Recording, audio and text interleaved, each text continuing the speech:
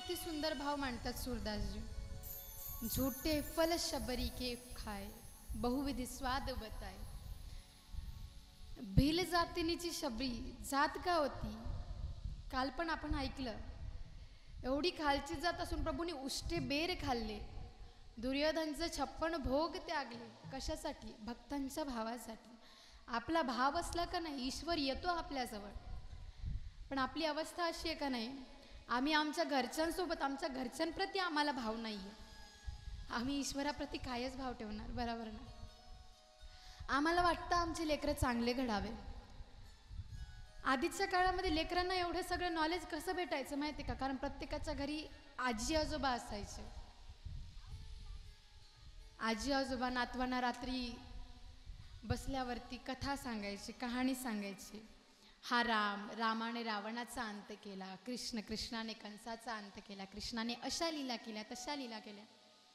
पण आता वास्तविकता पाहायला गेलं का नाही, आम्हाला कुणाच्या घरी आजी आजोबा पाहायलाच भेटत नाहीत. कारण म्हातारी व्यक्ती असतात कुठं कुठं? वृद्धाश्रमामध्ये.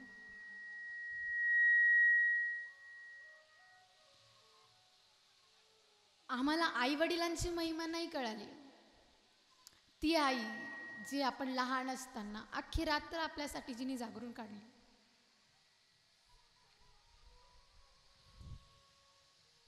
ती म्हातारी झाली, तिला चालता येत नाही,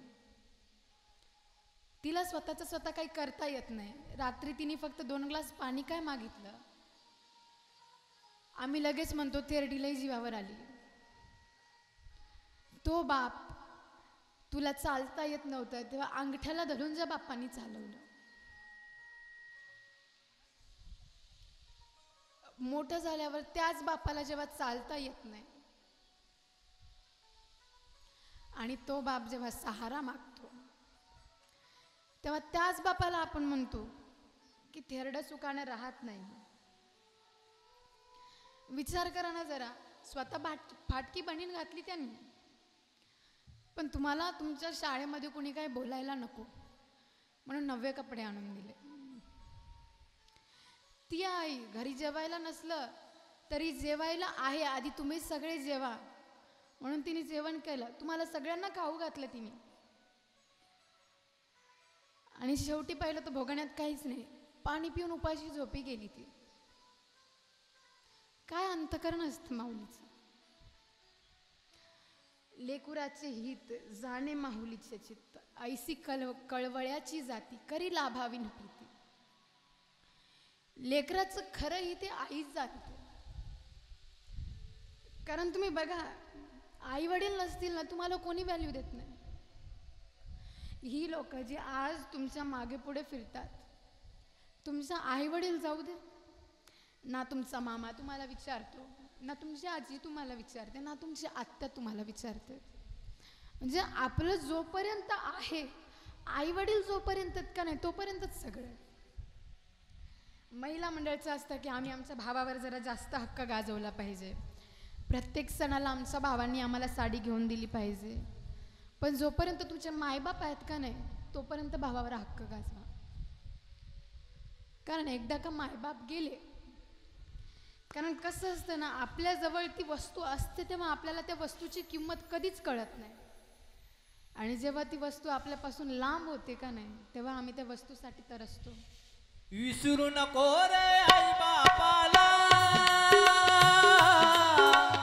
विसरू नको रे आई बापाला, झिजवीन जाणे काया, काया झिजवून तुझ्या शिरावर धरली सुखाची छाया रे वेड्या. मिळणार नाही तुला आई बापाची माया, मिळणार नाही तुला आई बापाची माया.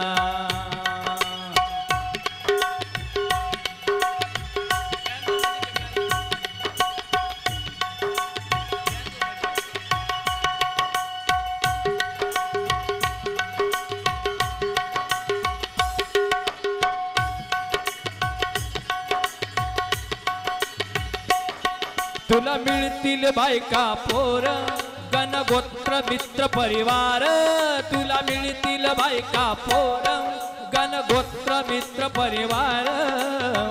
स्वार्थाने उरफटलेला मायेचा पदार, स्वार्थाने उरफटलेला मायेचा पदार, जीवनामधली अनमोल संधी,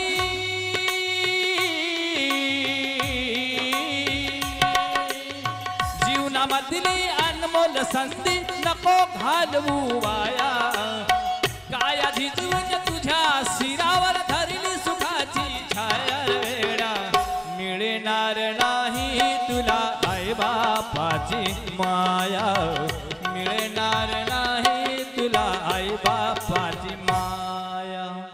विसरू नको रे आई बापाला. आम्ही जगाला सगळं आठवण ठेवतो पण माय बापाला विसरतो. ज्याच्याजवळ माई नाही त्याला विचारा माईची किंमत सांगेल तो. ज्याला वडील नाही त्याला विचारा भाव सांगतील करा. जगणं खूप सोपं आहे पण त्या जगण्यामध्ये आपल्याला खरं उभं टाकून देणारे आईबाप जेव्हा नसतील का नाही तेव्हा जगणं अवघड. असो जास्त शोकाकुल होऊन का आपल्याला कथेकडे वळायचं. एवढी रडापडी पण बरी नसते. म्हणजे कसे असंच एकदा काय झालं माहिती आहे का. एक व्यक्ती म्हातारा झाला. आता पोरग वैतागलं त्याला बापाला घराबाहेर काढायचं. आता करून करून वैतागलं. किती दिवस करणार वैतागून गेला. त्याला नीट बोलता येत नाही चालता येत नाही. उठता बसता बापाच्या मागं फिरावं लागतं. काय करायचं. पोराने विचार केला आता बापाला वृद्धाश्रमात पाठवूया आपण. बायको वैतागून गेली. सगळे नातू वगैरे वैतागून गेले. हा त्याच्या बायकोजवळ गेला. त्याच्या बायकोला म्हणतो आपण काय करूया बाबाला नाही का वृद्धाश्रमामध्ये पाठवूया. तेव्हा त्याची बायको काय म्हणते किती गुणाचा आहे माझा नवरा. कोणत्या जन्माचं मी पुण्य केलं एवढं चांगलं तुम्हाला सुचलं. आता वृद्धाश्रमात पाठवायला हा गेला ना बापाला वृद्धाश्रमात सोडायला. पण कसं असतं म्हातारी माणसं आणि मांजरं कितीही लांब सोडून या तुम्ही ते घरात परत येतातच. एक व्यक्ती असंच त्याने काय केलं माहिती आहे का. आता मांजर बोक्या पाळलेला होता. पाळला आणि बोक्या पाळल्यावरती काय झालं बोक्या म्हातारा झाला. आता त्याला कुठेतरी दूर जंगलामध्ये सोडून यायला गेला. तो त्या बोक्याला घेऊन गेला. इतका लांब गेला की तोच रस्ता विसरून गेला. जेव्हा बोक्याच्या मागं आला तेव्हा त्याला घर सापडलं. याने बापाला वृद्धाश्रमात सोडलं. हा घरी येण्याच्या आधी बाप घरी हजर झाला. आता काय करायचं. मग हा त्याच्या बायकोला म्हणतो आता काय करू. आता लई झालं मी बाबाला काशीला घेऊन जातो आणि ढकलून देतो. बायको म्हणते मी 16 सोमवार केले होते हे त्याचंच पुण्य आहे. तुम्हाला एवढी चांगली बुद्धी सुचली. आता हा गेला ना बापाला म्हणला की चला काशीला जाऊन येऊया. आता कसं आहे काशी केली म्हणजे माणूस गेला. आता सध्या आपलं वेगळं झालंय की आम्ही काशी आधीच दर्शन करून घेतो. पण काशी केली म्हणजे माणूस गेला त्याला काशी केली म्हणतात. त्याच्यानंतर माणूसच राहत नाही. पण तो आता हा बापाला म्हणतो आपण काशीला जाऊया. बापानं विचार केला एवढं आयुष्य कधी मंदिरात गेला नाही आहे नमुना आणि आज मला म्हणतो की आपण काशीला जाऊया. बापाला कळालं हे मला मारण्यासाठीच करतोय प्लॅनिंग. मग बाप म्हणलं थांब मला बॅग भरू दे. तो म्हणतो बाबा परत यायचंच नाही तुम्हाला बॅग कशाला भरता. बापाने बॅग भरली गेले. संध्याकाळची ट्रेन होती. 3 वाजता पोहोचले काशीमध्ये. 2 वाजता पोहोचले. आता बाप म्हणला आपण कुठल्या तरी आश्रमामध्ये धर्मशाळेमध्ये जाऊया आराम करूया आणि मग आपण सकाळी दर्शनाला जाऊया. याने विचार केला सकाळी जर बापाला घेऊन गेलो तर सगळे माणसं राहतील बापाला ढकलूच कसं. मग ह्याने काय केलं नाही बाबा काशीमध्ये जेव्हा आलं तेव्हाच गंगेचं दर्शन घेतलं पाहिजे. बापाने विचार केला हा आज बरं ज्ञानी बाबा व्हायला चला. एवढे दिवस याला कधी ज्ञान सुचलं नाही एवढं. बापाला कळालं. बाप म्हणला ठीक आहे चल गेले. आधी गुडघ्या इतक्या पाण्यामध्ये थांबले. पोरगा म्हणतो बाबा चला ना मध्ये. गुडघ्या इतक्या पाण्यामध्ये गेले. आणखी ओढत ओढत कमरे इतक्या पाण्यामध्ये छाती इतक्या पाण्यामध्ये नेलं आणि मी खाली नेलं. एका जागी नेलं इथपर्यंत पाणी होतं. आता खरं स्नान करायला चालू झालं. म्हाताऱ्याला माहीत होतं की हा मला ढकलणार. म्हाताऱ्याने काय केलं आता जसं ह्यानी बापाला ढकलायचं ह्यानी ठरवलं बापाला ढकलायचं. बापानं याच्या हाताला असं धरलं म्हणजे हा ढकलायला जाईल तर हाही पडल आणि तोही पडल. बाप म्हणतो तुला मला ढकलायचं ना ढकल काहीच हरकत नाही बिंदास ढकल. पण एक काम कर इथं ढकलू नको वर जाऊन ढकल थोडंसं. कमरे इतक्या पाण्यामध्ये जाऊ तिथं पाण्याचा प्रवाह तिथं पण चांगला आहे तिथं मी वाहून जाईल बरोबर. पोरगा म्हणतो बापाला, बाबा तिथंही ढकललं तर तुम्ही मरणारच, इथंही ढकललं तर तुम्ही मरणारच, मग तुम्हाला काय गरज आहे तिथं मरण्याची? त्या म्हाताऱ्याने उत्तर काय दिलं, नाही नाही, मी माझ्या बाप्पाला पण इथंच ढकललं होतं म्हणून मला वर ढकल. कळालं का? केले कलम झाले, त्याची भोगा आली. त्याने त्याच्या बाप्पासोबत ते केलं म्हणून त्याच्यासोबत तेच घडलं. तुम्ही लक्ष द्या, तुम्ही तुमच्या लेकरांपुढं जसे वागता का नाही, तुमचे लेकरं तुमच्या पुढं तसेच वागतात. घरी माझ्या घरची परिस्थिती सांगू का? आई बाबा मोबाईल बघत बसले, मी लगेच मोबाईल घेते, आणि मी मोबाईल घेतला की आई बाबा मोबाईल ठेवतात. कशामुळे माहिती आहे का? म्हणजे ते मोबाईल बघायला, मी मोबाईल बघायला लागले की ते मला म्हणले मोबाईल ठेव, की मी म्हणते की तुम्ही पण बघायला, मी पण बघणार. आणि प्रॅक्टिकली आमच्या घरातलं आहे हा खेळ.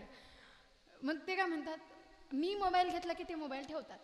झालं, आता आम्ही बघत नाही, मग ते पुस्तकं वाचत बसतात. मला म्हणतात आम्ही पुस्तकं वाचायला, आता वाचतो. फसवतात ते मला, ते लई डेंजर आहे. दिसतात तेवढे नाही, तुमचा जावाई काय तुम्हाला जेवढा दिसतो तेवढा देव माणूस नाही. मला विचारा तुमची पोरगीन तुमचा जावाई कसा आहे. मी सांगते, माझ्या आईबाबाच्या हाताखाली तुमच्या पांगरीतलं कुणीच टिकू शकत नाही. हे तसं तर महिला म्हणतात मी आहे म्हणून टिकली. माझ्या आईबाबा इतके स्ट्रिक्ट आहेत का नाही ते, की ते मग त्यांचा स्ट्रिक्टनेस लेवल एक वेगळा आहे माहिती आहे का. मी काय खाणार, मी काय पिणार, मी कुठले कपडे घालणार, आतापर्यंत मला 19 वर्ष चालू आहे. ही 19 वर्ष 18 वर्षाची गेली का नाही, 18 वर्षांमध्ये आत्तापर्यंत एक सुद्धा ड्रेस मी माझ्या चॉईसने घेतलेला नाही. एक सुद्धा. विचार करा किती स्ट्रिक्ट असतील ते. एक सुद्धा.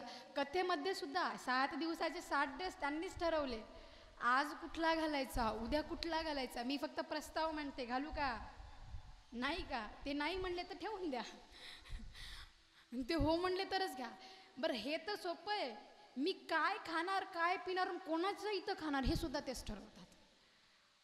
मी म्हणलं मला पाणीपुरी खायची इच्छा व्हायली, शोभत नाही म्हणे तुला. इतकं टोमणे देतात का नाही ते, आता तुम्हाला काय सांगू. एखादं देऊन दाखवू का? तुमची पोरगी तर लई डेंजर आहे. महाकालीचं स्वरूप आहे ती. फक्त थोडंसं मी कीर्तनाहून घरी रात्री 2 वाजता जरी आले, 6 वाजता उठलीच पाहिजे मी. आणि नॉर्मली मला रोज 4 वाजता उठवणार. आणि मी 4 वाजता नाही उठली, सकाळी सकाळी रामाच्या पाऱ्यामध्ये तिचे असा अलाराम, असे टोमणे चालू होणार. काय म्हणते ती माहिती आहे का? बघून घ्या तुमच्या पोरीकडे, बघा कशी हसायली ते. काय म्हणते ती मला, तुला शोभतं का, लोकाला ज्ञान देते, स्वतः लेट उठते. आणि जास्त लेट नाही, 5च मिनिट लेट झालं तर 5 नाही, आता 4चा अलार्म लावला आणि मी 4:30ला उठली. लोकाला एवढं ज्ञान देत फिरतोस गावानं, तुझं काय. लोकादी ब्रह्मज्ञान आपलेच कोरडे पाषाण. लोकांनी नाव ठेवा. माझी अशी अवस्था आहे, मला लोक नाव ठेवत नाही, मला माझ्या घरच्या आधी टोमणे देतात. आणि खरं त्यांच्याच टोमण्यांमुळे मी इथं बसलेली आहे. कारण माझं कसं आहे माहिती आहे का, घरी माझी अशी अवस्था आहे, जोपर्यंत जेवणसुद्धा मी स्वतः करत नाही. जेवणाचं सुद्धा माझं, जेव्हा मला भूक जरी लागली का मी स्वतः वाढून घेत नाही जेवायला. जेव्हा आईचा एकदा आवाज येईल, ओ मी जेवायला ये, सरळ कधी नाही बोलणार ते मला, ऐकून ना ऐकल्यासारखं करायचं. नंतर म्हणा सते जेवायला ये, तरी नाही. 4-5 जोपर्यंत आवाज येतील तोपर्यंत जेवायला येतच नाही. आणि नंतर मग जास्तच लाडात येतात. मग ते ओमू जेवायला ये मला. जेव्हा तिचे 4-5 आवाज येतात तेव्हा माझं जेवण असतं. आणि ते जेवायला वाढून ठेवते. आणि जेवायला वाढून ठेवल्यावर मी जाऊन गोलगोलच फिरणार फक्त घरामध्ये. वाढून ठेवल्यावर फक्त किचनमध्ये जाणार आणि गोलगोल फिरणार. जाऊन किचन वाट्यावर काय बसेल, फ्रीज काढून उघडून फक्त तेवढंच उघडायचं बंद करायचं, टाईमपास करायचा. मग धरून जोपर्यंत शिवा देऊन एक कानाखाली हारून ती नेत नाही जेवायला, तोपर्यंत मी जेवण करत नाही. हे माझं रोजचं आहे, एका दिवसाचं नाही. आणि ते एवढे स्ट्रिक्ट आहेत का जोपर्यंत मी जेवण करत नाही तोपर्यंत ते जेवण करत नाही सोबतच. आणि घरी मी अभ्यास करायला बसला का नाही, आता नॉर्मली असतं अभ्यासाचा टाईम ठरवला आहे त्यांनी की 7 ते 9चा अभ्यास करायचा, जास्त जागी राहायचं नाही. पण तेवढ्या 2 तासात किती अभ्यास होणार. मग अभ्यास करताना जर मला लेट झालं, आता मी 12-1 वाजेपर्यंत बसले, मी लवकर झोपत नसली, 11 वाजले, मी झोपत नाही. आई म्हणते झोप. मी म्हणलं थोडं थांब, 5 मिनिट. 5 मिनिटमध्ये मी अर्धा तास घातला. धमकी काय येते माहिती आहे का, सकाळी 4ला नाही उठली की बघ तुझी उद्या काय हालत करते. धमक्या भेटतात, मग ते धमक्या ऐकलं की लगेच झोप लागते, आणि झोप लागत नसली तरी पांघरण घेऊन झोपावंच लागतं. बिचारे माझे बाबा देव माणूस आहेत, ते काही बोलत नाहीत, आणि त्यांचा थोडासा आवाज वर चढला की मी जागेवर राहत नाही. कारण मी घाबरते की त्यांनी जोरात बोलावं, माझ्या डोळ्यात खळकून पाणी यावं. ते असतं ना, मुलींचा वडिलांशी जरा वेगळा जिव्हाळा असतो. ती किती बोलू दे, माझ्या बाबाला इशारे असतात, बाबा प्रवचन चालू झालं बरं, चला. बाबा म्हणतात आता तुझ्यासोबत मलाही प्रवचनात घेईल ती. आणि ती बाबाला म्हणते मग तुमच्यामुळं बिघडायली ती, तुमच्यामुळं मोबाईल बघायली, तुम्ही पुस्तकं वाचा तर ते पुस्तक वाचल. म्हणजे सांगायचं मला फक्त. आणि वास्तविक स्थिती आहे. मम्मीला विचारा, माझ्या आजीला, पप्पांना विचारा, मावशीला, घरात सगळ्यांनाच विचारा. आजी माझी म्हणते मम्मी आईला इतकं स्ट्रिक्ट लेकरासोबत राहू नये, कधीतरी जरा लेकराला फ्रीडम द्यावं. आई तिलाच म्हणते तुला काय कळते, तू बस. घरातली अवस्था अशी आहे. म्हणजे मला अभ्यास करू घालायचा असला का नाही, आणि घरात फक्त आईबाबाच मला बनवण्यासाठी नाही बरं, माझे दोन्ही मामा, संदीप मामा असेल, राजू मामा असेल, माझं कुठं काही चुकलं. आणि विदुरजी उद्धवजीला सांगतात की प्रभू श्रीकृष्णांनी जाता जाता मला सांगितलंय की तुम्हाला उपदेश द्यायचा ब्रह्मज्ञानाचा. तो उपदेश, माझ्या चरित्राचा उपदेश जर कुणी देणार असेल तर मैत्रेयजी. मैत्रेय ऋषीकडे गेले. मैत्रेय ऋषीकडे गेल्यावरती मैत्रेय ऋषींनी त्यांना सगळी कथा सांगायला प्रारंभ केली. तर कथा सांगत असताना कथा प्रारंभ केली, कथेचं वर्णन. इकडे विदुरजी विचारतात मैत्रेयजीला की सृष्टीचं वर्णन कसं झालं, सृष्टीची रचना कुणी केली, सृष्टीची रचना कुणी केली आणि कशी केली. तेव्हा मैत्रेयजी सांगतायत विदुरांना काय की ब्रह्माजी भगवान विष्णूच्या नाभी कमळामधून ब्रह्माजीची उत्पत्ती झाली. ब्रह्माजीचा जन्म झाला. ब्रह्माजींनी सर्वप्रथम ब्रह्माजीचे मानसपुत्र ब्रह्माजींची मानसिक सृष्टी बघा. ब्रह्माजींनी सर्वप्रथम निर्माण केलं सनकादी ऋषींना. ते बिचारे दोघं चार सनक, सनंदन, सनातन, सनतकुमार, चारही ब्रह्मचारी झाले. 5 वर्षाची अवस्था. त्यांना संसार करा, संसार सृष्टी वाढवा म्हणून उपदेश दिला. ते दोघं गेले तसेच. आम्ही सृष्टी करणार नाही म्हणून ते चौघही गेले, तप करायला लागले. त्यानंतर महादेवांची उत्पत्ती झाली. महादेवांना सांगितलं सृष्टी निर्माण करा. आता भोले बाबा भोलेच, त्यांनी भूताप्रेताची सृष्टी निर्माण केली. तेच भूतप्रेत ब्रह्माजीच्या मागे लागले. ब्रह्माजी म्हणले तुझं तू थांब, तू स्मशानभूमीत राहा, बाकीचं मी बघून घेतो. मग त्यानंतर मरीची, अत्री, अंगिरा, पुलत्स, पुलह, क्रती, भृगा, वशिष्ठ, दक्ष आणि नारदजींचा जन्म झाला. 9 जणांचा हा जन्म झाला. यांना उत्पन्न केलं, सगळ्यांना सृष्टी करायला सांगितली. ब्रह्माजीच्या सावलीमधून करदमजीचा जन्म झाला. त्यानंतर ब्रह्माजीच्या वाणीमधून सरस्वती मातेचा जन्म झाला. सरस्वती माता इतकी सुंदर ब्रह्माजीची मुलगी. पण ब्रह्माजीचंच मन आलं माता सरस्वती, माझ्या मुलीशी मला लग्न करायचं, ही घृणित भावना माझ्या मनामध्ये आली. म्हणून ब्रह्माजींनी त्या शरीराचा त्याग केला. आणि त्या शरीराचा त्याग केल्यावर ब्रह्माजीच्या उजव्या अंगामध्ये मनु महाराज आणि डाव्या अंगामध्ये शतरूपेची निर्मिती झाली. आणि ह्या दोघांनी एवढी, हे तर प्रभूंची होती मानसिक सृष्टी. आता खरी सृष्टी प्रारंभ झाली, ज्याला मैथुनी सृष्टी म्हणून वर्णन केलेलं आहे. सृष्टी प्रारंभ झाली. मनु शत्रुपाला 5 लेकरं झाले. आता लक्ष द्या, उद्या प्रश्न उत्तरी होणार, उद्या परत पेपर होणार. मनु शत्रुपाला किती लेकरं ते तुम्हाला लक्षात ठेवायचं आहे. मनु शत्रुपाला 5 लेकरं झाले. 3 मुली 2 मुलं. आकुती, देवहूती आणि प्रसूती 3 मुली. प्रियव्रत आणि उत्तानपाद 2 मुलं यांचा जन्म झाला. मनु महाराजांना ब्रह्माजी म्हणतात की तुम्ही सृष्टीचा विस्तार करा. तेव्हा मनु महाराज म्हणतात ब्रह्माजीला की ब्रह्माजी तुम्ही मला सांगता सृष्टीचा विस्तार केला, पण पृथ्वीला हिरण्यकश्यपूने, हिरण्याक्षने समुद्रामध्ये नेऊन रसातळाला नेलेलं आहे. मग मी सृष्टीचा विस्तार करू कसा? मग सृष्टीच्या विस्तारासाठी प्रभूंनी वराह अवतार धारण केला. हिरण्याक्ष सोबत युद्ध केला आणि हिरण्याक्षचा अंत केला. पृथ्वीला रसातळातून बाहेर आणलं आणि पृथ्वी इथून पुढे चालू झाली. मैत्रेयजीला विचारलं की हिरण्याक्ष कोण होता? हिरण्यकश्यपू, हिरण्याक्ष दोघं होते तरी कोण? मैत्रेयजी विदुरजीला म्हणतात की महामुनी कश्यप यांचा मुलगा होता हिरण्याक्ष आणि हिरण्यकश्यपू. संध्येच्या काळामध्ये त्यांनी स्त्री संयोग केला आणि त्यातून त्यांनी त्यांच्या पत्नीला शाप दिला की ह्या काळामध्ये संध्येच्या वेळी महादेव सृष्टीमध्ये विचरण करतात आणि ह्यावेळी हा गर्भ राहिला म्हणून हे 2 राक्षस जन्माला येतील. हजारो वर्ष ते गर्भामध्ये राहिले. त्यांचं तेज इतकं वाढलं की स्वर्ग लोकापर्यंत तेज गेलं. एवढं तेज वाढलं स्वर्गाला इंद्राला सहन होत नव्हतं. मग त्यांचा जन्म झाला. हिरण्याक्ष आणि हिरण्यकश्यपूचा जन्म झाला. त्यांची माता दिती. आता महामुनी कश्यप यांना 2 बायका होत्या, एक दिती आणि दुसरी अदिती. दिती म्हणजे जिची बुद्धी चुकीची होती आणि अदिती म्हणजे जिची बुद्धी वाईट मार्गावर नव्हती. अदिती ही देव माता झाली, देवांची माता झाली. आदितीचे मुलं देव झाले आणि दितीचे मुलं राक्षस झाले. सृष्टीचं वर्णन केलं. त्यानंतर गर्भ राहिला, यांचा जन्म झाला ते हिरण्याक्ष आणि हिरण्यकश्यप. त्याच हिरण्याक्षाचा अंत केला प्रभूंनी आणि पृथ्वीचा उद्धार केला. मग आता मनू महाराजांनी सृष्टी केली. सर्वप्रथम मनू महाराजांच्या मुलींच्या सृष्टीचं वर्णन केलेलं आहे सृष्टीमध्ये. आकुती, देवहूती आणि प्रसूती. देवहूती माता देवहूती करदमजींना देण्यात आली. आकुती, देवहूती आणि प्रसूती प्रजापती दक्षांना देण्यात आली. आता मुलींच्या चरित्राचं वर्णन करत असताना प्रजापती दक्षांना दिलेली प्रसूती. दक्षांना 27 मुली झाल्या. 13 चंद्राला देण्यात आल्या आणि 13 धर्माला देण्यात आल्या. एक उरली ती म्हणजे सती. सती म्हणजे महादेवाची बायको. सती प्रजापती दक्षाची मुलगी. ही सती नाही, प्रजापती दक्षाची सती.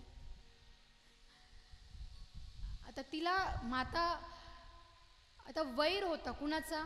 प्रजापती दक्षांना एका दिवशी प्रजापती स्थानी आसीन केलं. सगळी मीटिंग ठरली.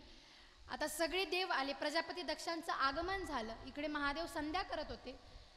संध्या करत असताना प्रजापती दक्षांचं आगमन झालं. संध्येमध्ये विघ्न नकोय म्हणून प्रभू उठले नाही.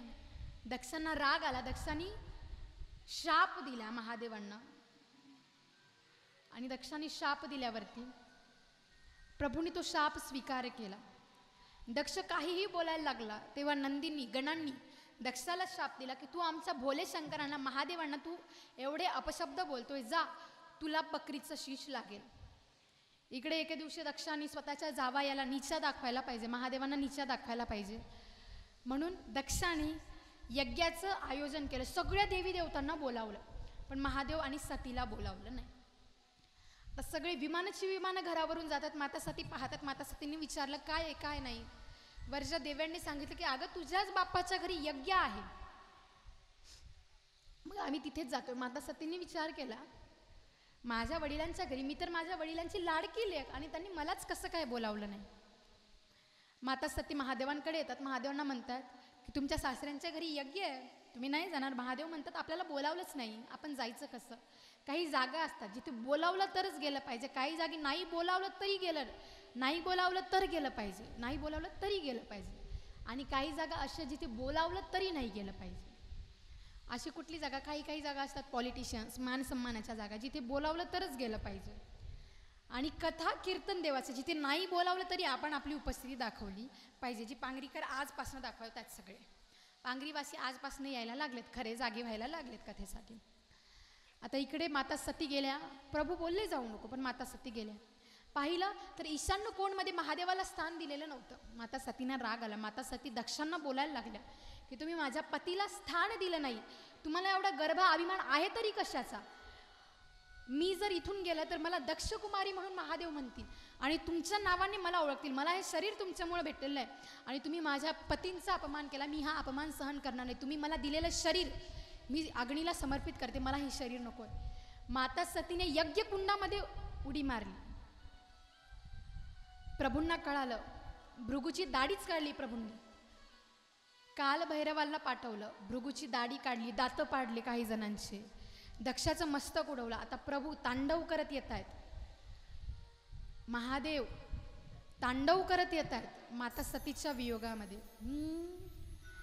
जटाटवी गलज्वल प्रवाह पावितस्थले गले वलंब्य लंबितांबुजंग तुंग मालिक डमड्ड मड्ड मड्ड वन्निनाद वड्ड मरवय चकार शिवं जटाकटाह संभ्रम भ्रमण्यलिम्प निर्जल विलोल बीच वल्लरी विराजमान मूर्धनि धगध धगध धगज्वलल्ललाट पट्ट पावक किशोरी चंद्रशेखर रति प्रतीक्षणं मम. महादेव तांडव करत येतात. महादेव आले. महादेवांनी पाहिलं की माझी पत्नी यज्ञकुंडामध्ये आहुती दिली, तिने स्वतःचं शरीर समर्पित केलंय, जळून राख झाली.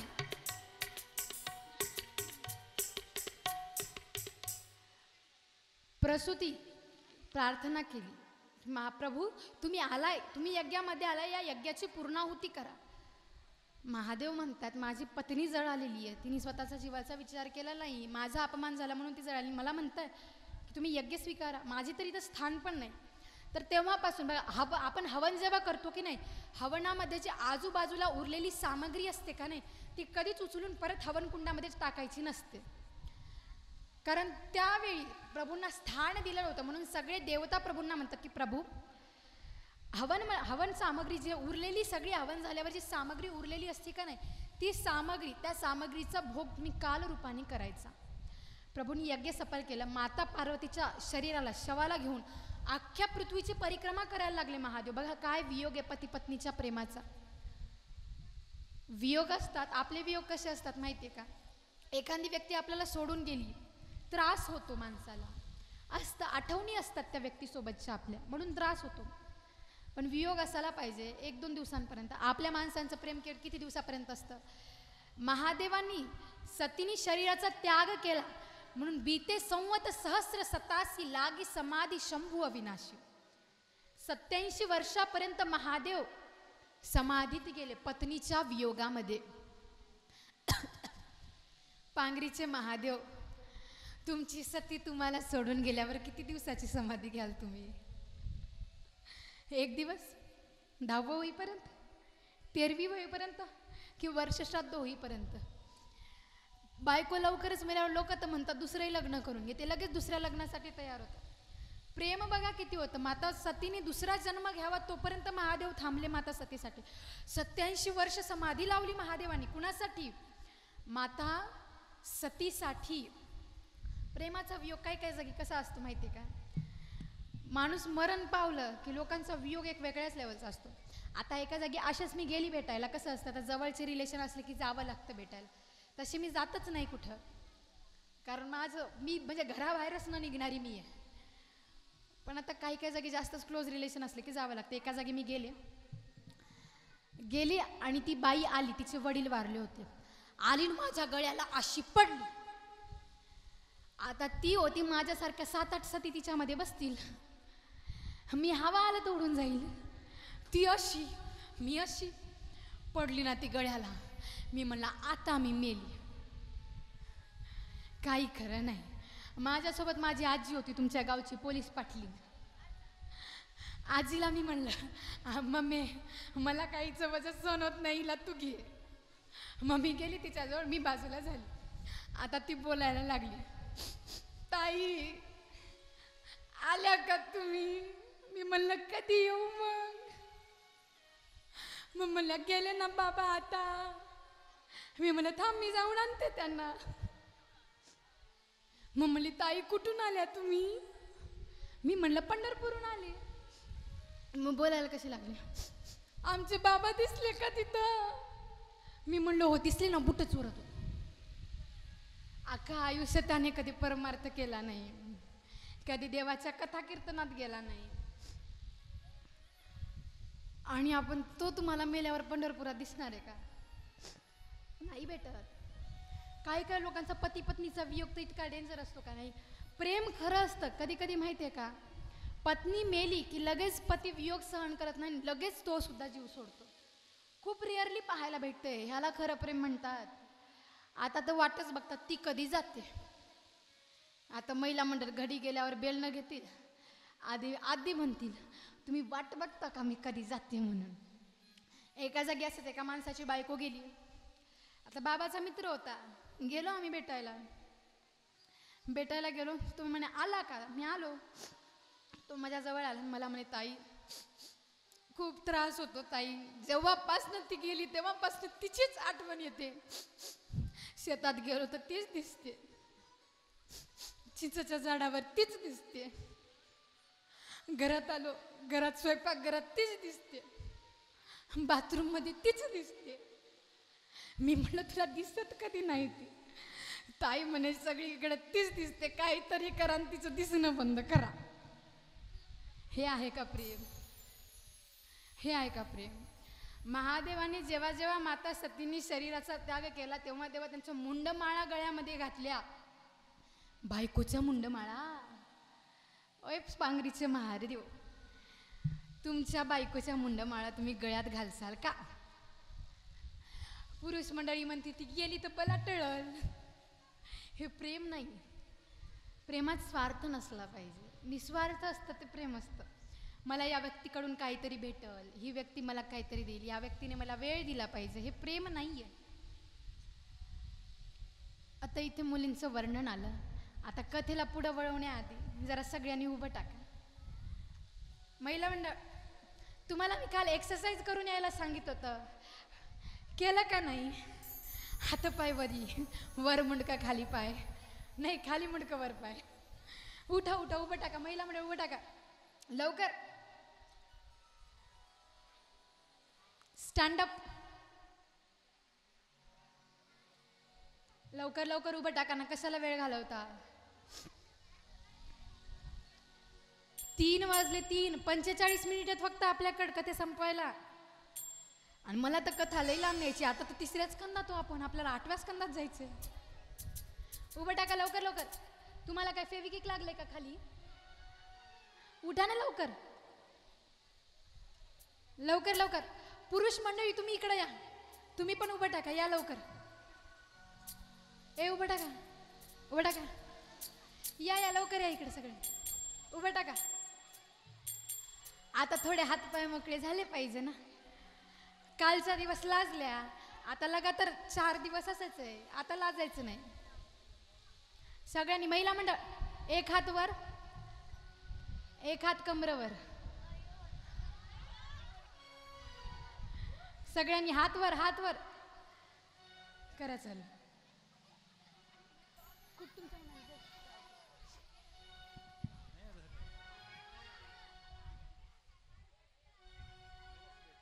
मेरा श्री वैष्णव परिवार, हरि आ जाओ एक बार. मेरा श्री वैष्णव परिवार, प्रभु आ जाओ एक बार. हरि आ जाओ, देवा जाओ, हरि आ जाओ, हरि आ जाओ. मेरा छोटा सा परिवार, हरि आ जाओ एक बार. मेरा श्री वैष्णव परिवार, हरि आ जाओ एक बार.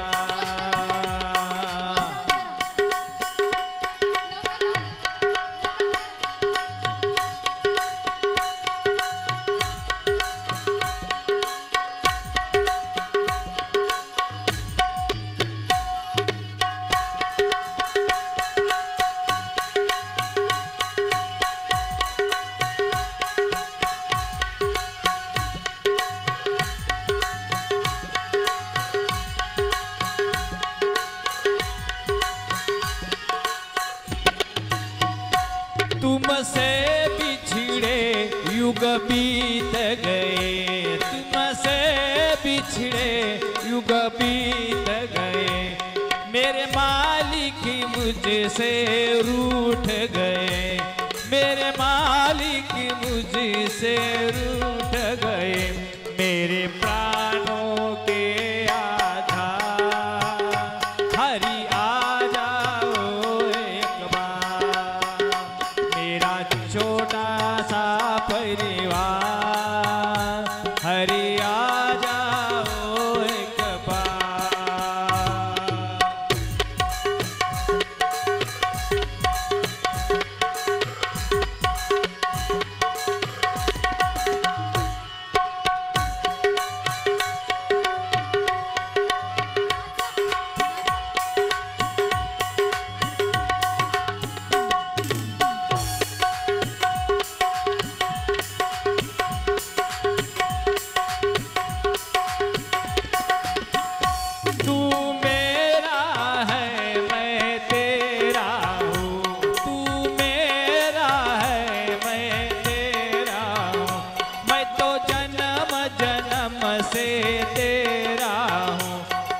तो जन्म जन्म से तेरा हूँ, मुझे दर्शन दो साकार।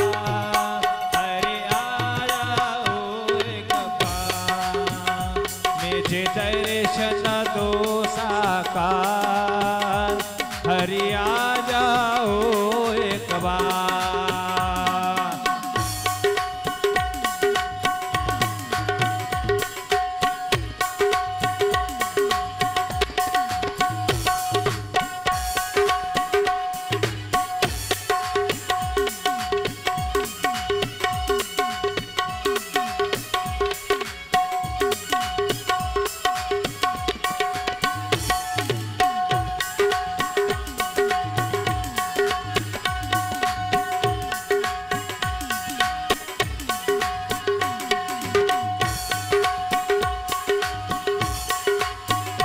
जब याद तुम्हारी आती है, जब याद तुम्हारी आती है, हर वक्त हमें तड़पाती है, हर वक्त हमें तड़पाती है।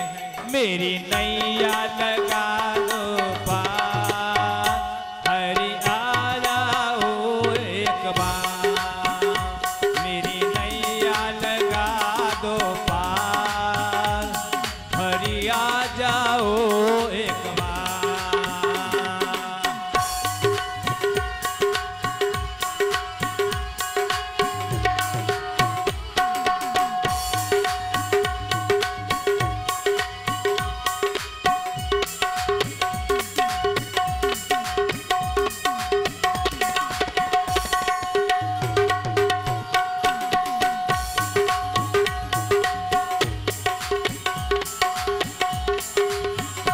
जब गज ने तुम्हें पुकारा था, जब गज ने तुम्हें पुकारा था, तब तुमने दिया सहारा था, तब तुमने दिया सहारा था। मैं जपू दिन और रात, हरि आ जाओ एक बार। मेरा छोटा सा परिवार, हरि आ जाओ एक बार।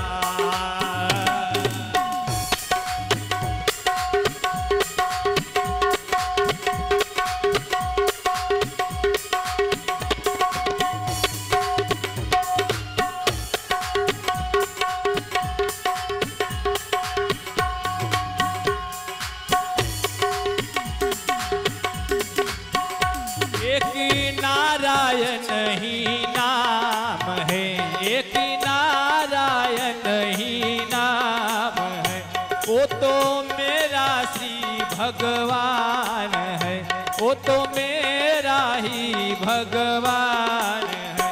मेरा करना बेड़ा पार, हरि आ जाओ एक बार।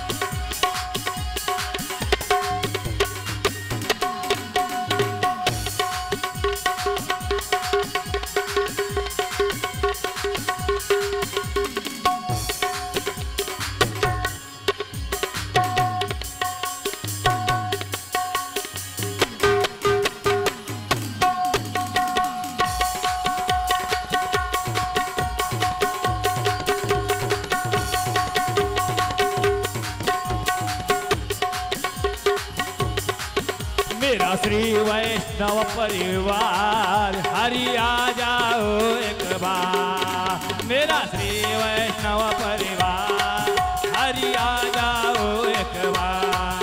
हरि आ जाओ, हरि आ जाओ, हरि आ जाओ, हरि आ जाओ। मेरा करना बेड़ा पार, हरि आ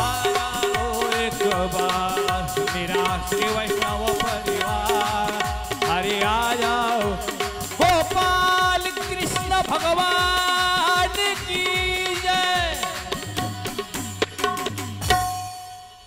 बसा आता बसा.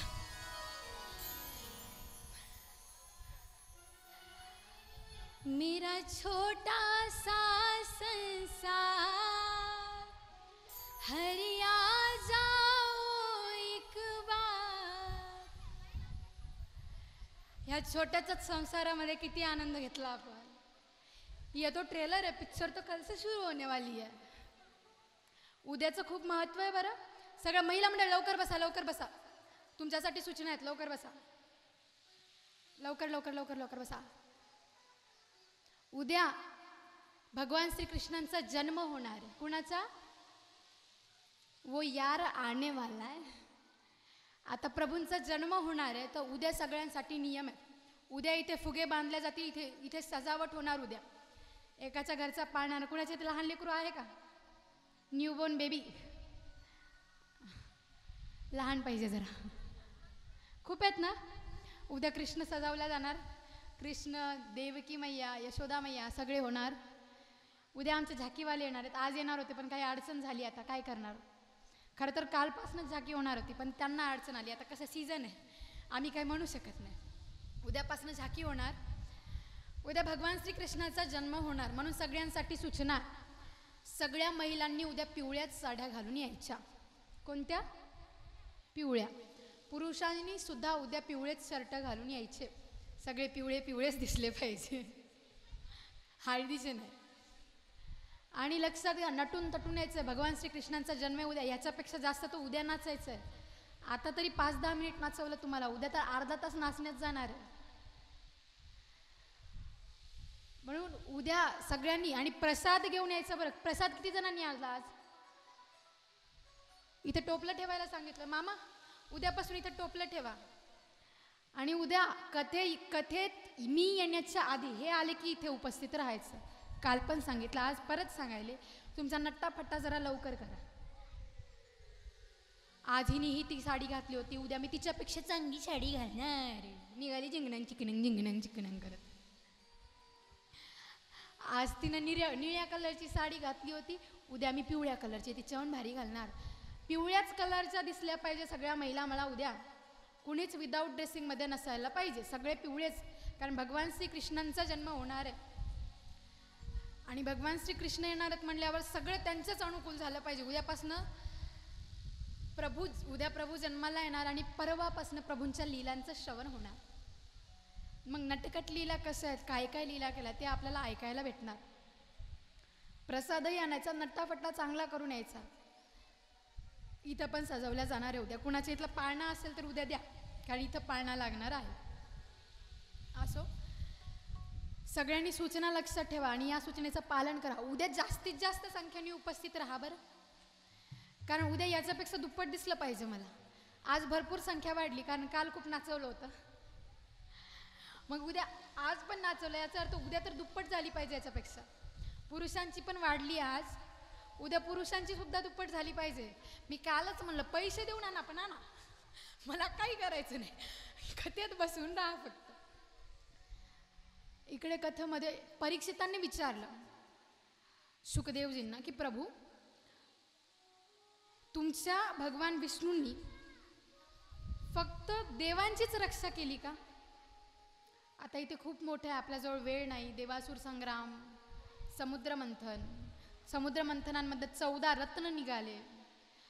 आता कसं ते म्हणतात ना, वेळ इतकी दुश्मन व्हायली का नाही, असं धावतं घ्यावं लागतंय, असं धावतं घ्यावं लागतंय. कथा मी कोरभर पण नाही सांगितली, पण वेळ इतकी पळाली की काय, मी पण आता वेळेमध्ये बांधलेली आहे, मी पण काही करू शकत नाही. समुद्रमंथनाचं वर्णन केलंय. बळीराजाने, आता वामन अवताराची कथा येते की बळीराजाने सगळ्या त्रिलोकावर बळीराजाचं आधिपत्य होतं. त्रिलोकावर बळीराजाने विजय प्राप्त केली आणि त्या बळीराजासाठी अदितीने प्रार्थना केली की प्रभू तुम्ही जन्माला या. पयोव्रत नावाचं व्रत आहे. त्या व्रताची महिमा अशी की ज्या स्त्रीला बाळ होत नाही तिने ते व्रत केलं पाहिजे. आता हे नुसके उद्यापासून सांगणार आहे, कारण महिला म्हणून त्याच्यासाठीच येतात. आम्हाला नुसकेच पाहिजे फक्त. ज्यांना बाळ होत नाही त्यांनी पयोव्रत केलं पाहिजे. पण याची महिमा खूप आहे. 12 दिवस दुधावरच राहावं लागतं. आम्हाला एक दिवस नाही जेवण केलं तर जमत नाही, 12 दिवस दुधावर राहू का? पण या जर नियमांचं पालन केलं का नाही तर संतान जशी पाहिजे तशी संतान जन्माला येते. म्हणतात शूर, वीर, भक्त जशी हवी तशी संतान जन्माला येते. या व्रताची महिमा आहे. त्याला सांग शांत बस म्हणून. शांत बसा. शांत. तूच शांत बस. पयोव्रत केलं माता अदितीने. भगवान वामन गर्भामध्ये राहिले. वामनांचा जन्म झाला. प्रभू वामन अवतार घेऊन बळीराजाकडे गेले.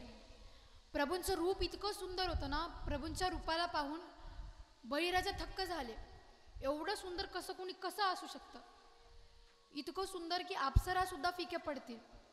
आता बटुक ब्राह्मणाच्या रूपामध्ये गेले. लंगोटी बांधलेली, हातात छत्री, एका हातात करमंडल, गोड असं स्वरूप, शिखा बांधलेली, शेंडी होती.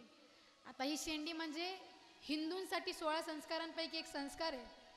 शेंडी ठेवलीच पाहिजे. शेंडी म्हणजे खरा अँटिना असतो आपला. परधर्मी लोकांमध्ये बघा, ते दाढी ते मरतील पण दाढी कापणार नाही. आणि तुम्हाला कोणी काही म्हणलं नाही, तुम्ही शेंडी कापून टाकली, धर्माची ओळख ठेवली नाही. काय धर्माची ओळख ठेवली आपण? हिंदू आहोत ते ओळखायचं कसं? त्यात पण मागं पुढं बघावं लागतंय. आमचे हिंदू आमचंच माणूस आहे म्हणून आम्हाला ओळख येत नाही काय? कपाळावर तिलक नाही, गळ्यात तुळशीची माळ नाही, हातात कलावा नाही, मुखात देवाचं नाव नाही, तोंडवर कोण फक्त निघतो हिंदू हिंदू करत. आम्ही हिंदूची ओळख कशी सांगितली? माथे पे तिलक, गले में कंठी, हाथ में कलावा, मुख में भगवान का नाम, यही है सच्चे हिंदू की पहचान. आपण ही ओळख बरकरार ठेवली पाहिजे. बरं, ॲटलिस्ट 7 दिवस सप्ताह आहे तर 7 दिवस तरी हे सोडलं पाहिजे. 7 दिवस तरी हे सोडलं पाहिजे. हे तर आम्ही 12 दिवस सोडतोच आपल्या गावात. ते 12 दिवस कधी संपतात त्याची वाटच बघतो. 7 दिवस तरी तुम्हाला परमनंटली सोडा नाहीच म्हणत तुम्ही, 7 दिवस तरी सोडा. कथा आहे आपल्या गावामध्ये, सप्ताह आहे तर 7 दिवस तरी तिलक केलंच पाहिजे. कारण हिंदू आहे, आम्हाला सांगून फायदा नाही. कारण कुंभकर्णानंतर जर कोणी गाढ झोपेत असेल तर ते आमचा हिंदू धर्म आहे. आम्ही इतके गाढ झोपलो की आम्हाला जागं करून करून आले गेले किती गेले, पण आम्ही जागे व्हायला तयार नाही हो. वामन प्रभू आले. प्रभूंनी दान मागितलं बळीराजाला. बळीराजा म्हणतात, प्रभू तुम्हाला जे मागायचं मागा. तुम्हाला काय पाहिजे? धनसंपदा, शेती?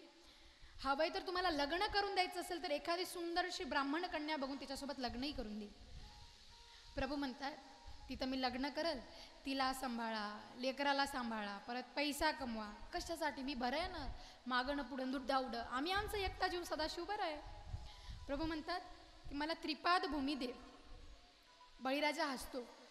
अख्खं ब्रह्मांड माझ्या ताब्यात आहे, अख्खा ब्रह्मांडावर मी राज करतो, अख्ख्या त्रिलोकावर मी राज करतो, आणि हा मला फक्त 3 पाऊल भूमी मागतो. आता प्रभूंनी मागितलं, बळीराजांनी दिलं. बळीराजांनी दान देऊ नये म्हणून बळीचे गुरु शुक्राचार्य आडवे आले. तेव्हा बळीराजा म्हणतात की न मानावेत ऐसे गुरुचे वचन जेणे नारायणांतरित. ते गुरु जरी असलं तरी त्याचं वचन ऐकलं नाही पाहिजे. आई वडिलांचं सुद्धा ऐकलं नाही पाहिजे. जर आई वडील तुम्हाला म्हणतात देवदेव करू नको तर त्यांचं सुद्धा ऐकलं नाही पाहिजे. बळीराजांनी दान दिलं. 2 पावलामध्ये स्वर्गलोक मृत्यूलोक आटोपलं. 3रं पाऊल बळीच्या डोक्यावर ठेवलं. बळीला पाताळात घातलं. तुका म्हणे बळी जीव दिला पायात. बळीराजाला पाताळात घातलं आणि पाताळात घातल्यावर बळीला पाताळाचं राज्य दिलं प्रभूंनी. आता बळीराजा म्हणजे प्रल्हादजींचे नातू, प्रल्हादजी, भक्त प्रल्हादांचे नातू. हळूहळू तिकडे आता तीच कथा शेवट येणार आहे आपली. वामन अवतार प्रभूंनी धारण केला. दान मागितलं. बळीला पाताळात घातलं. पाताळात घातल्यावर आता बळीला प्रभू म्हणते की तू मला काहीतरी माग, तू जे मागशील मी तुला देईल. तेव्हा बळीराजा म्हणतात की प्रभू मी उठता बसता, मी माझ्या घराबाहेर जाताना, घरा आत येताना मला तुमचं दर्शन झालं पाहिजे. तेव्हा प्रभू बळीला म्हणतात, बळी मी तुला ठगायला आलो होतो, तूच मला ठगून घेतलं. भक्ती अशी असली पाहिजे बघा. ईश्वर बळीला ठगायला आला, पण बळीराजाने त्रिलोकीचं राज्य गेलं, काही गम नाही, पण ईश्वराला द्वारपाल म्हणून ठेवलं. माता लक्ष्मी आल्या. माता लक्ष्मींनी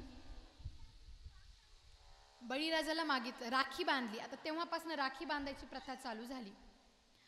बळीराजाकडे माता लक्ष्मींनी मागितलं, राखी बांधली. आता हे रक्षाबंधन आहे का नाही, ते नुसतं एक धागा म्हणून बांधायचा नसतो. ते धागा बांधताना मंत्रविधी सांगितले. कुठला मंत्र? येन बद्धो बलिराजा तेन बद्धो महाबल येन त्वाम रक्षबंधामी रक्षै माचल माचल. ते मंत्राचा पाठ करूनच ते बांधलं पाहिजे. का माहिती का? तेव्हा ते रक्षा कवच बनतं. ती नुसती राखी नव्हती. मग राखीच्या दक्षिणेमध्ये बळीराजांना मागितलं. काय मागितलं? प्रभूंना मागितलं. माता लक्ष्मींनी बळीराजाकडून प्रभूंना मागून घेतलं. प्रभूंना घेऊन गेला. इकडे बळीराजा कोण? परीक्षित विचारतात, बळीराजा कोण? कोणाच्या कुळातले? इकडे शुकदेवजी सांगतात, भक्त प्रल्हाद, हिरण्यकश्यप, हे दोघं जे भाऊ होते त्यातील हिरण्यकश्यपूचा मुलगा म्हणजे भक्त प्रल्हाद त्याच्या कुळातील होता. हिरण्यकश्यपू तर राक्षस होता, आणि राक्षस कुळामध्ये एवढे भक्त कसे काय जन्माला आले?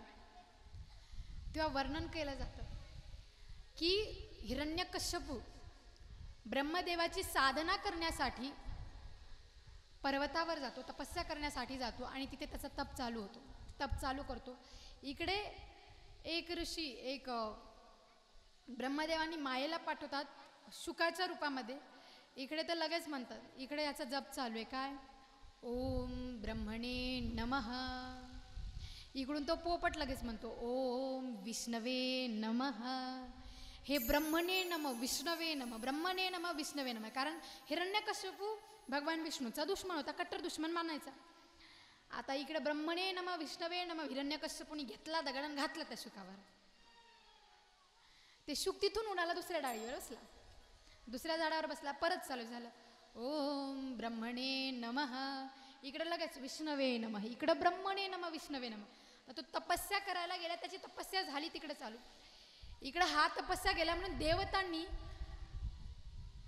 इकडे कयाधूवरती म्हणजे हिरण्यकश्यपूच्या नगरावरती आक्रमण केलं. कयाधूला इंद्राने बंदी बनवलं, आणि इंद्राजवळ नारदजी येतात आणि नारदजी म्हणतात की इंद्रा स्त्री आहे, स्त्रीला असं बंदी बनवणं चुकीचं आहे, हिला सोडून दे, वरून ती गर्भवती आहे. कयाधूला घेऊन नारदजी त्यांच्या आश्रमामध्ये गेले. इथे रोज प्रभूंच्या नामाचं स्मरण चालू आहे, रोज नामचिंतन होत आहे, रोज प्रभूंच्या नामाचं स्मरण, कथा कीर्तन ऐकतात. गर्भसंस्कार असे झाले प्रल्हादजीवर. प्रल्हादजी जन्माला आले. जन्माल्यावर प्रभू नारायणांचे भक्त प्रल्हादजींना गुरुकुलमध्ये, राक्षसांच्या गुरुकुलमध्ये टाकण्यात आलं. आता आम्ही सगळे म्हणजे हभप आहोत. आणि प्रल्हादजी म्हणजे त्या काळामध्ये हिरण्यकश्यपूने सगळ्याला ही भप बनवलं होतं. ही बाबा म्हणजे काय? ह बाबा म्हणजे हरिभक्त परायण, आणि ही बाबा म्हणजे काय? तर हिरण्यकश्यपू भक्तपरायण. जिथं गेलं तिथं हिरण्यकश्यपूच्या नावाच्या आहुत्या भक्ती व्हायला लागली. प्रल्हादजींना गुरुकुलमध्ये पाठवलं. गुरुकुलमध्ये प्रल्हादजींनी तेच शिकवायला चालू केलं. एके दिवशी गुरुकुलमध्ये प्रभूंनी प्रल्हादजींनी सगळ्या लहान लहान बालकांना उपदेश दिला. जगामध्ये सत्य काय आहे? ते एकच नारायण आहे, आणि त्या नारायणाच्या नामाचा जप करायला लागले. कुठल्या? ओम नमो भगवते वासुदेवाय. ओम नमो नारायणा, ओम नमो नारायणा, हरि ओम नमो नारायणा, हरि ओम नमो नारायणा, ओम नमो नारायणा, ओम नमो नारायणा, हरि ओम नमो नारायणा, हरि ओम नमो नारायणा. जय जय नारायण नारायण हरि हरि, जय जय नारायण नारायण हरि हरि. तेरी लीला सबसे न्यारी न्यारी हरि हरि, तेरी महिमा सबसे न्यारी न्यारी हरि हरि. जय नारायण नारायण हरि हरि, भज मन नारायण नारायण हरि हरि.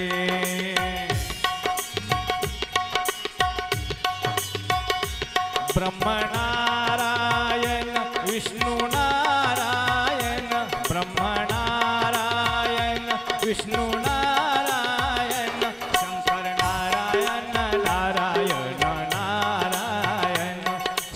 हर नारायण नारायण नारायण सूर्य नारायण चंद्र नारायण सूर्य नारायण चंद्र नारायण तारे नारायण नारायण नारायण तारे नारायण नारायण नारायण ओम नमो नारायण हरि ओम नमो नारायण हरि ओम नमो नारायण हरि ओम नमो नारायण जय जय नारायण नारायण हरि हरि जय जय नारायण नारायण हरि हरि तेरी लीला सबसे न्यारी न्यारी हरि हरि तेरी लीला सबसे न्यारी न्यारी हरि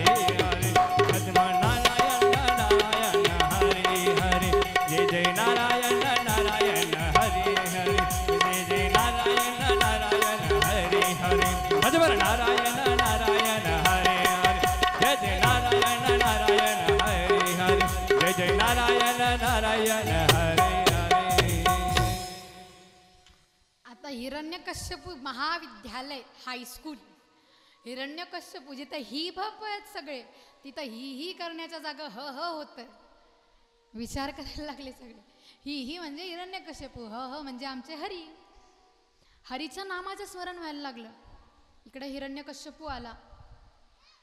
प्रल्हादजीचा हात पकडला आणि हात धरून घासत नेलं प्रल्हादजीनं.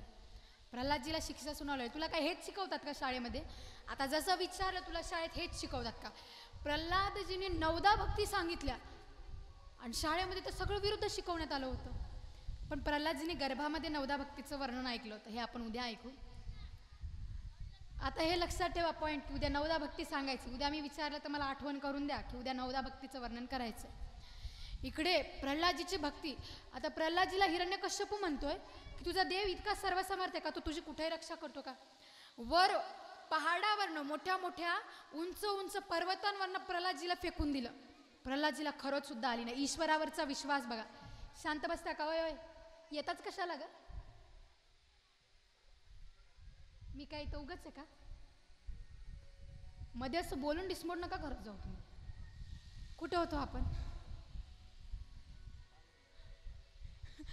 पांगरीला होतो. बराबर बोलले आमचे महाराज. हे पांगरीचं आपल्या पर्वतावरून प्रल्हादजीला फेकलं. प्रल्हादजीच्या केसाला सुद्धा धक्का लागला नाही. एक सुद्धा खरंच आली नाही प्रल्हादजीला. भक्तीचा प्रभाव बघा. नामस्मरण चालू होतं. उकळत्या तेलामध्ये प्रल्हादजीला टाकलं. नामाचा प्रभाव. केसालाही धक्का लागला नाही उकळत्या तेलात टाकून.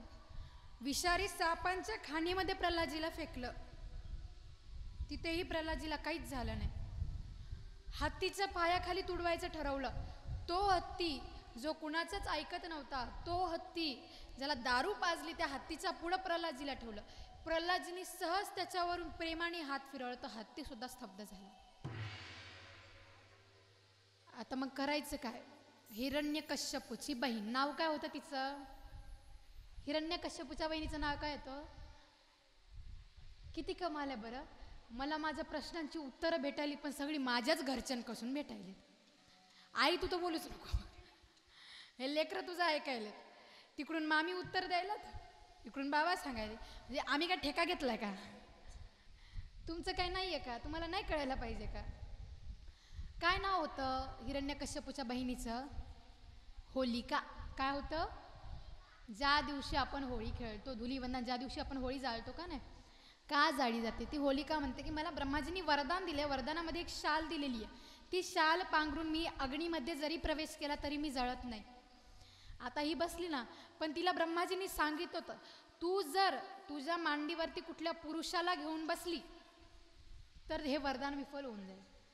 आणि प्रल्हादजी म्हणजे हिला वाटलं पुरुषांना म्हणलंय. प्रल्हाद तर माझा भाचा आहे तर पुरुषच. ही घेऊन बसली. आता ही जशी घेऊन बसली, आग लावण्यात आली. होलिका जळून राख झाली. नामाचा प्रभाव प्रभूंचा, नामाची मैया प्रभूच्या भक्ताला केसालाही धक्का लागू दिला नाही. आगेमध्ये, जळत्या आगेमध्ये प्रल्हादजी सगळं जळून भस्म झालं. होलिका जळली, सगळं राख झालं. आणि त्याच राखाला घेऊन सगळे अयोध्यावासी, प्रजावासी प्रभाव इतका पडला का नाही प्रभाव इतका पडला त्या प्रजावासियांवर की प्रल्हादाने नामाचं स्मरण केलं. अग्नीमधून प्रल्हाद जिवंत झाला. त्या सगळ्या राखेला घेऊनच सगळे तोंडाला लावायला लागले. म्हणून तेव्हापासून होळी खेळली जाते, होलिका दहन केलं जातं. इकडे जेव्हा हिरण्यकश्यपू वरदान मागायला गेला ब्रह्माजीला, त्याने ब्रह्माजीला वरदान काय मागितलं होतं माहिती का? ब्रह्माजीला म्हणतो की मला अमरत्वाचं वरदान द्या. ब्रह्माजी म्हणतात मीच अमर नाही, तुला कुठून अमर करू? मग तो वरदान मागतो ब्रह्माजीला, मी दिवसाही नाही मेलो पाहिजे आणि रात्रीही मेलो नाही पाहिजे. काय वरदान मागितलं? मी दिवसाही नाही मेलो पाहिजे, रात्रीही नाही मेलो पाहिजे. 12 महिन्यामध्ये मी कुठल्याच महिन्यात मेलं नाही पाहिजे, कुठल्याच स्थितीवर मी गेलो नाही पाहिजे. 7 दिवसांमध्ये कुठेच मी मेलं नाही पाहिजे. संध्याकाळ दिवसाही नाही रात्रीही नाही, घराच्या आतही नाही मेलं पाहिजे आणि घराच्या बाहेरही नाही मेलं पाहिजे. किती डोकं लावून मागतोय बघा. म्हणजे सगळीकडून असं झालं पाहिजे की याला मारणारा कुणीच नसला पाहिजे.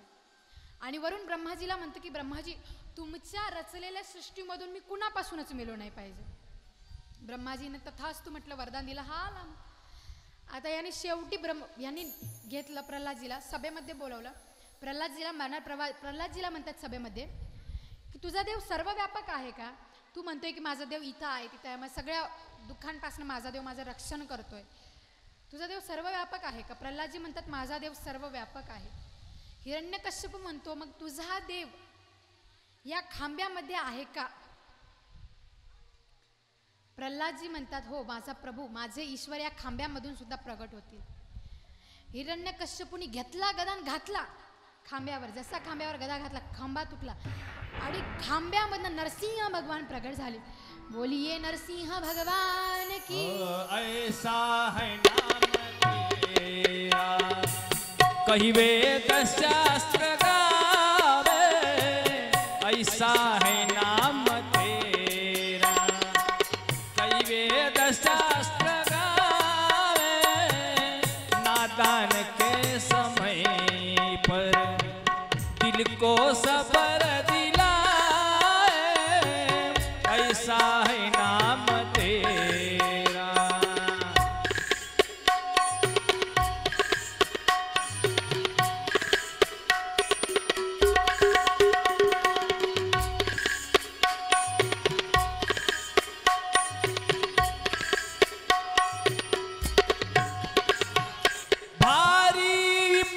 पड़ी थी प्रहलाद के बदन पर, भारी विपद पड़ी थी प्रहलाद के बदन पर.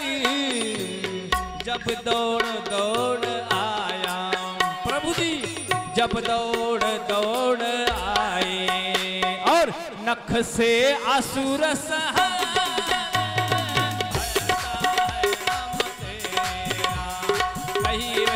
शास्त्र गावे, ऐसा है नाम तेरा कही वेद शास्त्र गावे, ऐसा है नाम तेरा प्रभु जी कही वेद शास्त्र गावे. नारायण के सफे पर दिल को सफर दिलाए, ऐसा है नाम तेरा, ऐसा है नाम तेरा, ऐसा है नाम तेरा. ऐसा है नाम तेरा परी वेद शास्त्र गावे. भक्ती बघा कशी होती. खांब्यामधनं प्रल्हादाला प्रगट केलं. आता प्रभू प्रगट झाले. प्रभूंचं आणि हिरण्यकश्यपूचं युद्ध चालू झालं. दोघांचं युद्ध चालू आहे. युद्ध इकडून प्रभू आघात करतायत, इकडून हिरण्यकश्यपू आघात करतोय, इकडून तलवारीचा प्रहार होतोय, इकडून गधेने प्रहार होतोय. प्रहार करता करता दोघांमध्ये घमासान युद्ध चालू झालं. आता युद्ध जसं चालू झालं, प्रभूंनी एक लात घातली, हिरण्यकश्यपूचा गधा आणि हिरण्यकश्यपू सगळे दोघेही पडले. आता प्रभूंनी हिरण्यकश्यपूला उचललं, चौकटीवर गेले, मांडीवर घेतलं आणि हिरण्यकश्यपूच्या पोटामध्ये हिरण्यकश्यपूला मारणार. तेव्हा हिरण्यकश्यपू प्रभूंना म्हणते तू मला मारशील का रे? अरे मला ब्रह्माजींनी वरदान दिलंय, मी दिवसाही नाही म्हणणार रात्रीही नाही म्हणणार. तेव्हा भगवान नरसिंह काय म्हणतात, आता दिवसही नाही रात्रही नाही, बघ संध्याकाळची वेळ आहे. तो म्हणतो मी ब्रह्माजीला वरदान मागितलेलं आहे की मी 12 महिन्यापैकी कुठल्याही महिन्यात मरणार नाही. नरसिंह भगवान म्हणतात तुझ्यासाठी मी स्पेशल 13वा महिना लॉन्च केलाय, ते म्हणजे धोंड्याचा महिना, ज्याला अधिक मास म्हणलं जातं. आता हिरण्यकश्यपूला घाम फुटायला लागला. आता जसं हे ठरलं तसं परत म्हणतात हिरण्यकश्यपूला. हिरण्यकश्यपू म्हणतोय प्रभूंना, मी घराच्या आतही मरणार नाही, घराच्या बाहेरही मरणार नाही. प्रभू म्हणतात मी तुला चौकटीवर घेऊन बसलोय. आता परत मग तो म्हणतो की मी वरही मरणार नाही खालीही मरणार नाही. प्रभू म्हणतात तुला मी वरही ठेवलं नाही आणि खाली ठेवलं नाही, आपण बीच में आहे भाई. आता याला इतका घाम फुटला, बिचारा थरथरच कापायला लागला. परत हिरण्यकश्यपू, तरी पण आहे ना थोडंसं दाखवायला नाही पाहिजे की आम्ही दुश्मनाला घाबरतोय. परत हिरण्यकश्यपू म्हणतो की मी कुठल्याच अस्त्रशस्त्राने मरणार नाही. असं बोलल्यावर प्रभू म्हणतात हे माझे नख कशासाठी वाढवलेत मी? अस्त्रही नाही शस्त्रही नाही, स्पेशल तुझ्यासाठी नख वाढवलेत मी.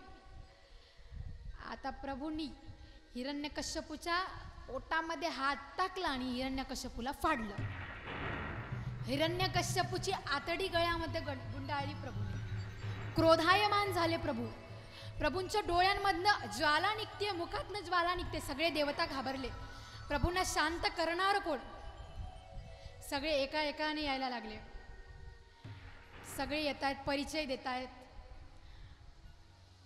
सगळे परिचय देऊन प्रभूंना शांत करण्याचा प्रयत्न करतात. ब्रह्माजी गेले, प्रभू मी तुमच्या नाभी कमळातून प्रगट झालेला तुमचा मुलगा आहे, शांत म्हणा.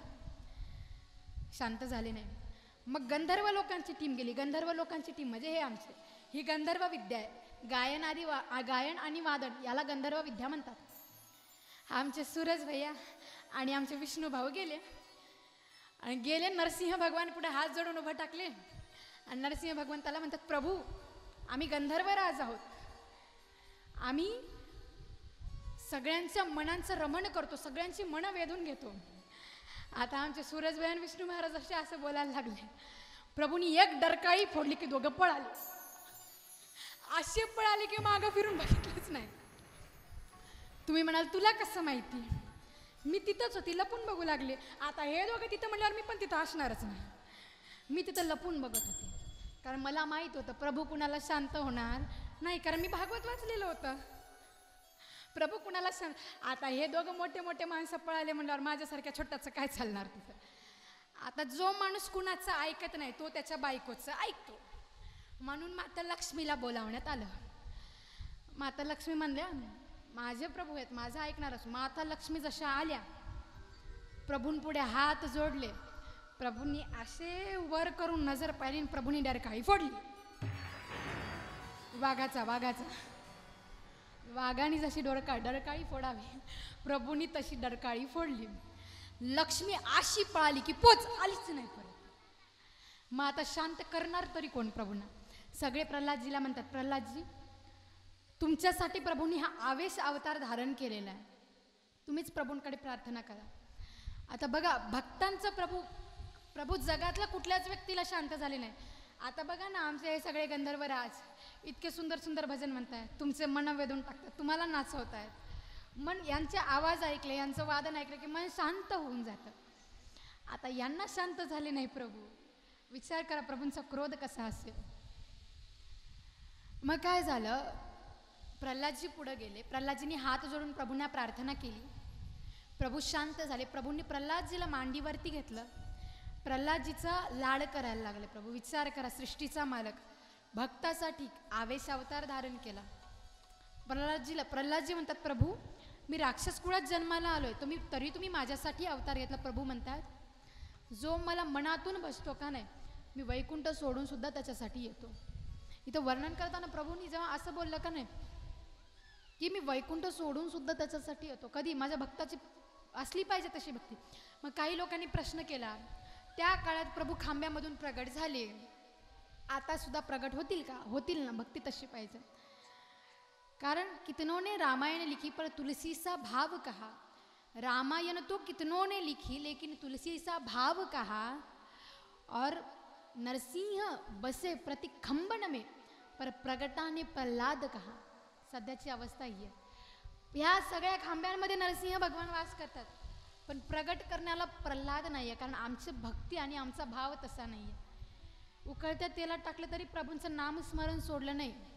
आम्हाला आमच्या देवानी आम्ही 4-5 पूजा केल्या आणि देवानी आमचं थोडंसं ऐकलं नाही की आम्ही लगेच देव बदलतो, हा भाव नाही आहे. वेळ होत आला. उर्वरित कथा उद्याला श्रवण करण्यात येईल. उद्या प्रभूंचा जन्म होणार आहे. उद्या सगळ्यांनी काय करून यायचं? साडी नाही, तुम्ही पिवळे ड्रेस घाला. सगळ्यांनी उद्या पिवळे वस्त्र परिधान करून यायचे. येणार का नाही? येणार का नाही? येणार ना? म्हणजे नाही येणार. महिला पुरुषांनी सगळ्यांनी उद्या पिवळे वस्त्र धारण करून यायचे. उद्या गोपालकृष्ण भगवंताचा जन्म होणार आहे. प्रसाद उद्या घेऊन या.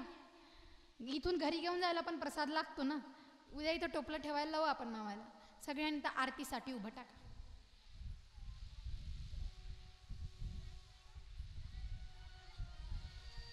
बघा बघा, बघता बघता कथेचा 3रा दिवस गेला, 4था दिवस येतोय आणि 3 दिवसानंतर कथा संपणार आहे.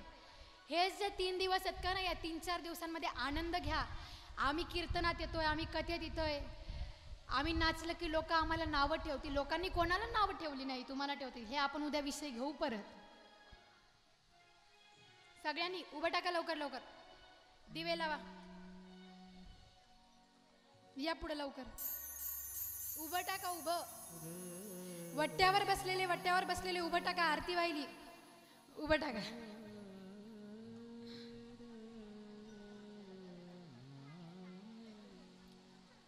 ओम सहस्रंताय सहस्रमूर्ते सहस्रपादाय शिशिरोरभावे सहस्रनामे पुरुषाय शाश्वते सहस्रकोटि विधारिणे नमः. श्री भागवत भगवान की है आरती, पापियों को पाप से है तारती. श्री भागवत भगवान की है आरती, पापियों को पाप से है तारती. ये अमर ग्रंथ है मुक्ति पंथ, ये पंचम वेद निनारा, नव ज्योति जगाने वाला. ये अमर ग्रंथ ये मुक्ति पंथ, पंचम वेद निराला, नव ज्योत जलाने वाला. हरि नाम यही, हरि नाम यही, हरि नाम यही, हरि नाम यही, जग के मंगल की आरती.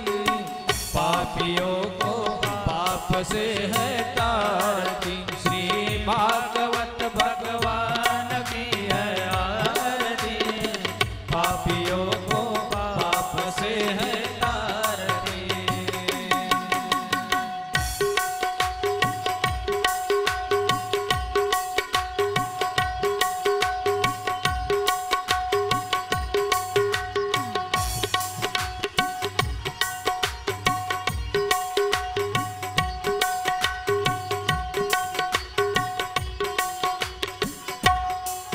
ये शांति गीत पावन पुनीत, पापों को मिटाने वाला, हरि दर्श कराने वाला. ये शांति गीत पावन पुनीत, पापों को मिटाने वाला, हरि दर्श कराने वाला. ये सुख करनी ये दुख हरनी, ये सुख करनी ये दुख हरनी. श्री मधुसूदन की आरती, पापियों को पाप से है तारती. श्री भागवत भगवान की है आरती, पापियों को पाप से है तारती. ये मधुर बोल मधुबंद खोल, सन्मार्ग दिखाने वाला, बिगड़ी को बनाने वाला. ये मधुर बोल जगबंद खोल, सन्मार्ग दिखाने वाला, बिगड़ी को बनाने वाला. श्री राम यही घनश्याम यही, श्री राम यही घनश्याम यही, प्रभु की महिमा की आरती. पापियों को पाप से है तारती. श्री भागवत भगवान की है आरती, पापियों को पाप से है तारती. श्री भागवत भगवान की है आरती, पापियों को पाप से है तारती, पापियों को पाप से है तारती, पापियों को पाप से है तारती। आरती सद्गुरु प्यारे की, भक्त जन तारन हारे की। आरती सद्गुरु प्यारे की, भक्त जन तारन हारे की। छटा सद्गुरु के मन मोहे, नयन अमृत वर्षे सोए।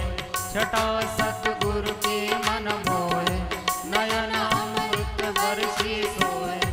ललित लिभा मस्त है चाल, कष्ट सब तारन हारे की। आरती सद्गुरु प्यारे की, आरती सद्गुरु प्यारे की, भक्त जन तारन हारे की। किया तप ब्रह्म ज्ञान पाया, दूर भागे सारी माया। किया तप ब्रह्म ज्ञान पाया, दूर भागे सारी माया। बाटते ज्ञान मिटे अज्ञान, तत्व दर्शावन वारे की। आरती सद्गुरु प्यारे की, आरती सद्गुरु प्यारे की, भक्त जन तारन हारे की। सब जग फिरते रहते आप, मिटाते सबका दुख संताप। सब जग फिरते रहते आप, मिटाते सबका दुख संताप। प्रगट भगवान निराली शान, के सबकी आँखों में तारे।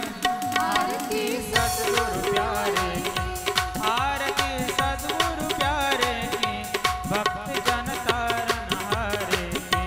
आरती सद्गुरु प्यारे की, भक्त जन तारन हारे की। कर्पूर गौरम करुणावतारं, संसार सारं भुजगेन्द्रहारं। सदा वसन्तं हृदयारविन्दे, भवं भवामि सहितं नमामि। खाली लोटांगण वंदिन चरण, डोळ्यान पाहिन रूप तुझे। प्रेमे आलिंगन आनंद पूजन, भावे वाळीन मणे नमा। त्वमेव माता च पिता त्वमेव, त्वमेव बन्धु च सखा त्वमेव। त्वमेव विद्या द्रविणं त्वमेव, त्वमेव सर्वं मम देवदेव। कायेन वाचा मनसेन्द्रियेण, बुद्ध्यात्मना वा प्रकृति स्वभाव। करोमि यज्ञं सकलं परस्मै, नारायणाय समर्पयामि। अच्युतं केशवं रामनारायणं, कृष्णदामोदरं वासुदेवं हरे। श्रीधरं माधवं गोपिकावल्लभं, जानकीनायकं रामचन्द्रं भजे। हरे राम राम राम हरे हरे हरे कृष्ण हरे कृष्ण कृष्ण कृष्ण हरे हरे। हरे राम राम राम हरे हरे। हरे कृष्ण कृष्ण कृष्ण हरे हरे। हरि ओम जगेन जगमयजन्त देवास्थानि धर्माणि प्रथमन्यासन् तेह नाकं महिमानः सचन्त्र यत्र पूर्वे साध्याः सन्ति देवाः। ॐ राजाधिराजाय प्रसय्य साहिने नमो वयं वैश्रवणाय कुर्महे समे कामान् कामकामाय मह्यं कामेश्वरो वैश्रवणो ददातु कुबेराय वैश्रवणाय महाराजाय नमो नमः। ॐ स्वस्ति साम्राज्यं भोजं स्वराज्यं वैराज्यं पारमेष्ठं राज्यं महाराजमाधिपत्यमेन समन्तपर्यायी स्यात् सार्वभौम सार्वायुष आन्तर्दा परर्द पृथिवे समुद्रपर्यन्त एकराळिति तदप्येय श्लोको भिगीतो मरुतः परिवेष्टारो मरुतस्य वसन्ग्रहे आवीक्षितस्य कामप्रेरे विश्वे देवाः सभासदैति। ओम एकदन्ताय विद्महे वक्रतुण्डाय धीमहि तन्नो दन्ति प्रचोदयात्। ओम विश्वचक्षुस्फुरतः विश्वतः मुखो विश्वतः बाहुरतः विश्वतः सव्यं दमति सम्पदत्वेर ध्यावा भूमि जनेन देवेख नाना सुगन्धपुष्पाणि यथा कालोद्भवानि च पुष्पाञ्जलिर्मयादित्यो ग्रहण परमेश्वर तुलसीविलमन्त्र पुष्पाञ्जलि सद्गुरुचरणे समर्पयामि। श्री सद्गुरुदेव भगवान की जय। गोपाल कृष्ण भगवान की जय। श्रीमद् भागवत महापुराण की जय। नमः पार्वती पते हर हर महादेव। जय जय श्री राधे जय जय श्री राधे, जय जय श्री राधे. खाली बसून घ्या, थोडा वेळ भजन करा, नंतर आपण आपल्या गंतव्यस्थानावर. गोपाल कृष्ण भगवान की जय. सुन लो कन्हैया अर्जी हमारी, तारो न तारो अब ये मर्जी तुम्हारे. सुन लो कन्हैया अर्जी हमारी, तारो न